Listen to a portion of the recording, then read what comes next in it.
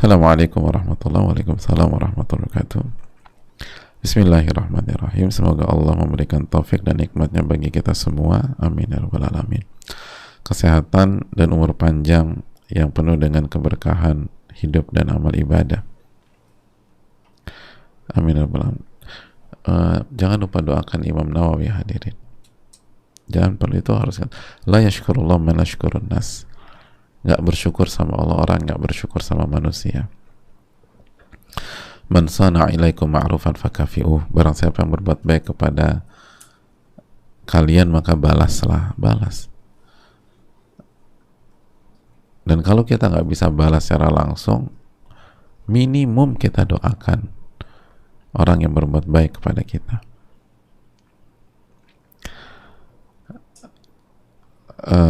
Izin bertanya Ustadz, saya takut dengan azab di hari kebangkitan. Apakah ada doa yang diajarkan Rasulullah SAW agar dijaga dari azab tersebut? Jazakallahu khair atas pencerahannya. Waalaikumsalam warahmatullahi wabarakatuh. Waalaikumsalam. Ada banyak doa, hadirin, tentang itu. Tapi diantaranya, coba resapi doa yang kita baca sebelum kita salam lah. Doa minta perlindungan dari 4 perkara itu kan sangat powerful, hadirin. Allahumma inni a'udzubika min adzabi jahannam wa min adzabil qabr wa min fitnatil mahya wal mamat wa min syarri fitnatil masiihid dajjal. Ya Allah, aku berlindung kepada Engkau dari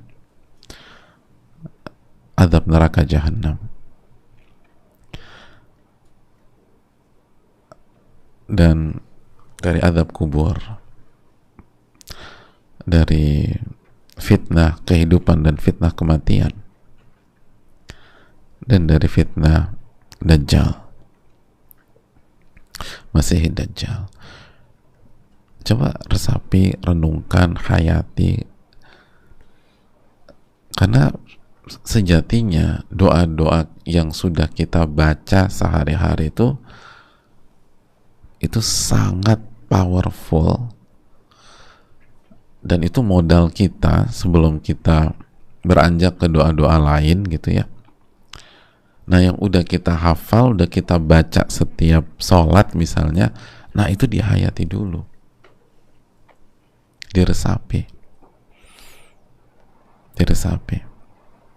Minta Allah, ketika kita minta dari fitnah kehidupan dan fitnah kematian, coba resapi itu. Jadi hadirin Allah muliakan, atau misal doa yang sudah Rabbana atina fid dunya hasanah wa fil akhirati hasanah wa qina adzabannar. Ya Allah, aku minta kebaikan di dunia dan kebaikan di akhirat. Kebaikan salah satunya itu kan. Dijelaskan sebagian ulama kan kebaikan di akhirat itu bahwa kemudahan menghadapi hari kiamat sehingga sampai klimaksnya di surga. Tapi yang jadi masalah kan itu kita kayak baca selewat aja, hadirin. Baca selewat. Apalagi doa ini seringkali kan Rabbana atina fid dunya hasanah wa fil akhirati hasanah wa qina adzabannar. Coba santai dulu, tenang, sabar, resapi itu tuh udah benar kan. Makanya banyak orang bilang doa sapu jagat, emang ini luar biasa, ini komplit, paket komplit ini doa. Tapi seringkali kita bacanya cuma selewat, nggak dihayati.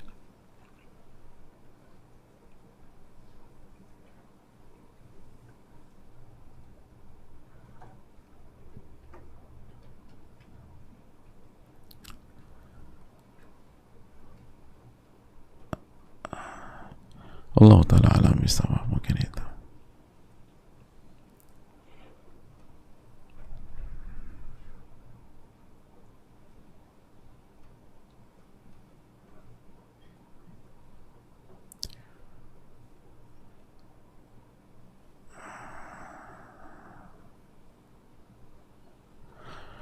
Assalamualaikum warahmatullahi wabarakatuh. Waalaikumsalam warahmatullahi wabarakatuh. permisi, saya pria sudah menikah jalan tahun ke-6 dan belum memiliki anak. Jangan permisi jamaah, tapi mungkin belum tahu ya, di dunia ilmu itu kita doakan. Maksudnya baik ini yang bertanya ini, makanya kita adakan juga dengan cara biar berkah gitu. Bersyukur itu tuh kunci ilmu yang bermanfaat. Bersyukur itu dikatakan Al-Imam Abu Hanifah, katanya malah saya ini dapat ilmu tuh karena bersyukur dan bertahmid. Dan bersyukur itu bersyukur kepada Allah, lalu bersyukur kepada manusia. Itu bersyukur kepada Allah, lalu bersyukur kepada manusia. Itu kunci yang sangat efektif mendapatkan ilmu yang bermanfaat. Jadi ketika kita bertanya, kesempatan kita doakan Al-Imam Nawawi gitu ya Pak, baru kita tanya gitu. Dan itu didikan para ulama kita, para masyayikh kita, para syekh-syekh kita. Dari dulu tuh kita didik kalau bertanya tuh doakan dulu, doakan baru masuk ke pertanyaan. Tapi nggak apa-apa, ini proses. Saya pria sudah menikah jalan tahun ke-6 dan belum memiliki anak. Saya sudah mentalak istri saya sebanyak 2 kali. Dan saat saya mengucapkan talak kedua, istri saya meminta untuk langsung ke pengadilan. Dan saya izinkan istri saya untuk gugat cerai. Saya mengizinkan untuk gugat cerai karena saya menghargai hak seorang istri, karena dia merasa tidak terpenuhi nafkah dan perilaku saya mudah tersulut emosi. Saat ini saya masih mencintai istri dan berniat untuk berubah menjadi suami yang lebih baik lagi. Apakah saat saya izinkan untuk gugat cerai, apakah saat itu juga jadi jatuh talak 3? Terima kasih, jazakallahu khairan. Ya, makasih banyak. Alhamdulilladzi afana mimma ibtalahu bihi wa faddalana ala katsir mimman khalaqa tafdila. Yang pertama, ini masalah rasanya panjang, tapi kita melihat tuh ada niat baik dari beliau yang bertanya. Lihat bagaimana beliau mengakui gitu loh, bahwa mungkin nafkahnya kurang dan suka mudah tersulut emosi. Nggak banyak loh laki-laki yang bisa ngakuin bahwa saya ini memang mudah tersulut emosi. Itu karena kita ini kan punya ego jemaah ya. Dan orang tuh kalau udah ngakuin kesalahannya itu ada peluang jadi baiknya tuh besar. Karena tawadhu kan, menerima kebenaran. Gitu loh. Menerima dan sebaliknya, orang tuh kalau udah sombong udah berat gitu loh. Sombong, nolak kebenaran, cari alasan, udah buat benteng gitu loh. Kalau ini tuh sepertinya ada peluangnya tuh insya Allah besar. Pertanyaannya, ketika suami mempersilahkan kalau kamu mau gugat cerai saja, maka apakah itu jatuh talak 3? Enggak, itu bukan talak 3. Insya Allah itu bukan talak 3. Itu dibukakan pintu untuk khulu,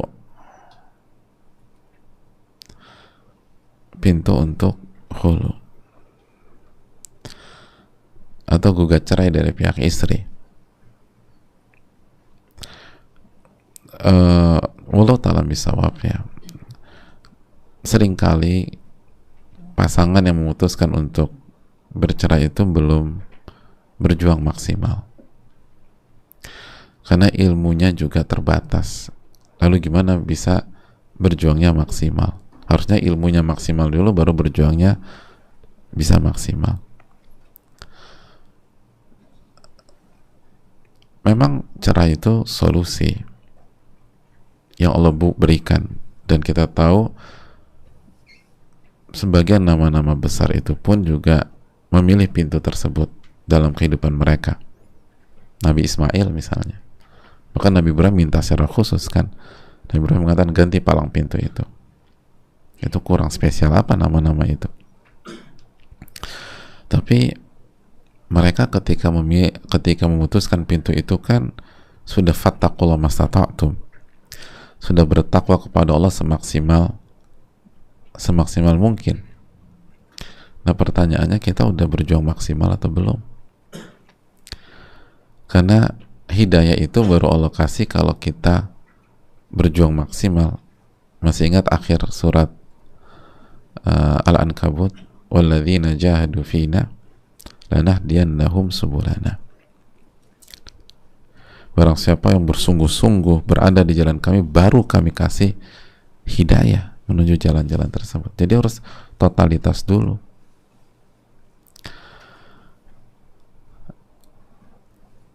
Jadi kalau udah berjuang total, maksimal, baru mengarah ke pintu itu. Tapi kalau belum, coba diperjuangkan, minta pertolongan sama Allah. Gitulah hadirin. Kecuali udah, pokoknya setiap orang beda-beda ya. Hadirin, menceraikan itu setiap saat bisa, tapi kesempatan berjuang itu tidak setiap saat gitu. Dan kalau kita nggak berjuang totalitas, kita akan menyesal kan begitu. Kita nih para suami, kalau mau menceraikan hari ini juga bisa, bahkan nggak perlu nunggu ada masalah. Ada suami bilang, saya ceraikan kamu, katanya kenapa mas? Pengen nyerain aja. Jatuh nggak talak? Saya talak kamu. Istrinya, kenapa tiba-tiba ceraikan? Tahu pengen ceraikan aja. Saya talak kamu ya. Jatuh nggak talak? Jatuh talak. Jadi nggak usah nunggu ada masalah besar. Kalau mau menceraikan mah kapan aja bisa. Tapi apakah itu kehidupan? Apakah itu orang-orang yang bertakwa? Apakah itu solusi?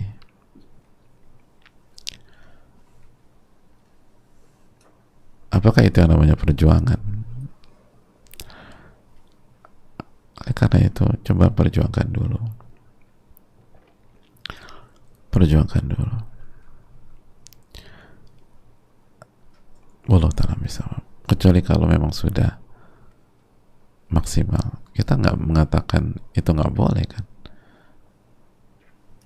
Apalagi sebagian nama-nama besar yang kita yakini jauh lebih bertakwa daripada kita, jauh lebih beriman daripada kita, jauh lebih wara dibanding kita, jauh lebih hebat secara iman daripada kita, memutuskan solusi dari pintu itu. Makanya balil insanu ala nafsi basir, manusia lebih tahu tentang dirinya. Sudah maksimal belum? Sudah maksimal atau belum? Saya rasa cukup. Subhanallah hamdik, asyhadu la ilaha illa anta, astaghfiruka wa atubu ilaik. Rabbana taqabbal minna wa inna nas'aluka ilman nafi'an wa na'udzubika min ilmin la yanfa'. Assalamualaikum warahmatullahi wabarakatuh.